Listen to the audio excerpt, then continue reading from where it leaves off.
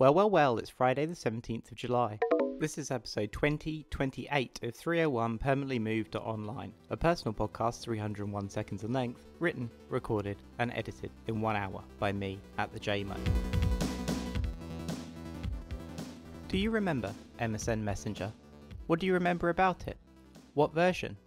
Is it the OG XP interface with someone's screen name far too long to fit across the application Windows title bar? Is it that little orange X at the top right corner? The open questions. I want to invite someone to a conversation, send a file or photo, send an email, or ask for assistance. Or is it a later interface, with the status saying that they are ready for the weekend, or a favourite song lyric, dressed in newer pastel colours with little icons across the top?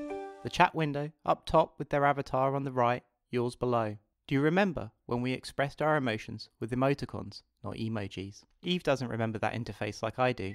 She's 18 months older than me and says that she missed the MSN boat. She tells me she used it, but was not a heavy user. I was an MSN user, perhaps a messenger addict. I remember those times in the early 2000s where I thought it vital for my mental health.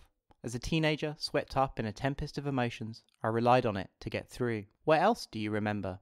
I remember an impossible number of chat windows across the Windows XP taskbar, a time before tabs were even invented. Multiple windows sitting unread, flashing, blinking for my attention.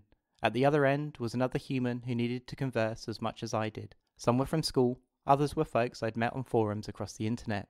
Each conversation interrupted hourly. BRB, I gotta drop off.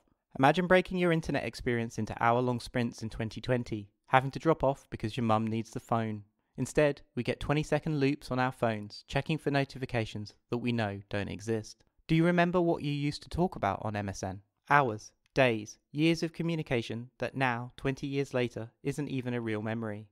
I have no archives, no chat logs, or evidence of existence from back then. And indeed, I think it would have been immoral to have done so. The memory of all those nights spent sitting in my family's back room at Hearing Aid Beige PC Tower now feels like a dream. Last month, in episode 2023, I asked, how does software make you feel? My somatic memory of using MSN back then, when taken in aggregate, fall into two separate memories. I remember experiencing the emotional tennis volleys played out across the chat windows, usually multiple conversations at once.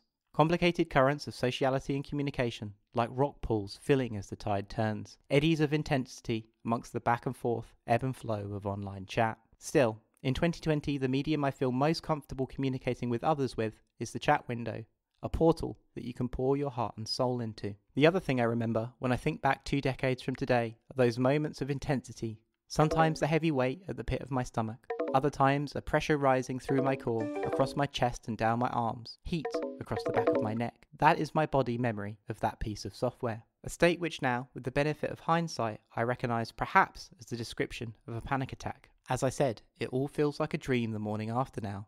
Could using MSN as a teenager back in the early noughties really only register in my memory today as one of a long, slow motion panic attack? I think so. I wonder how many people who have survived the last decade on Twitter will feel in the 2040s. When you invent the ship, you also invent the shipwreck. These tools certainly cause a kind of trauma. We collectively mitigated some of this with informal manners and mores, like turning your MSN on and off to get someone's attention, copying and pasting messages from one chat to another so an ally could interpret what was meant by KKBB, cool, see you later, or seeing someone sign in and waiting a bit before you send them a message, because you weren't some sort of psycho.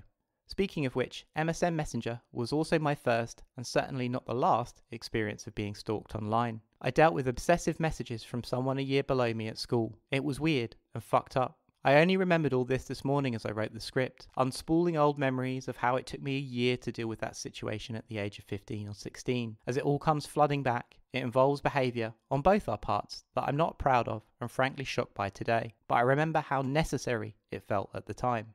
I just wanted it to stop. I've just bought Lurking, How a Person Becomes a User by Joanne McNeill. I haven't read it yet, to my shame, but this episode was inspired by what she has had to say in various interviews for the book. There are no nice pithy words of conclusion to this episode, other than perhaps it has been another nudge.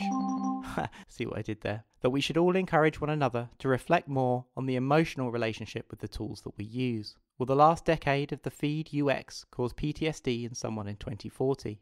I hope not, but I can't be sure. Reflect on how platforms and the people on them make you feel today and how you want to feel about this period of your life in 20 years' time.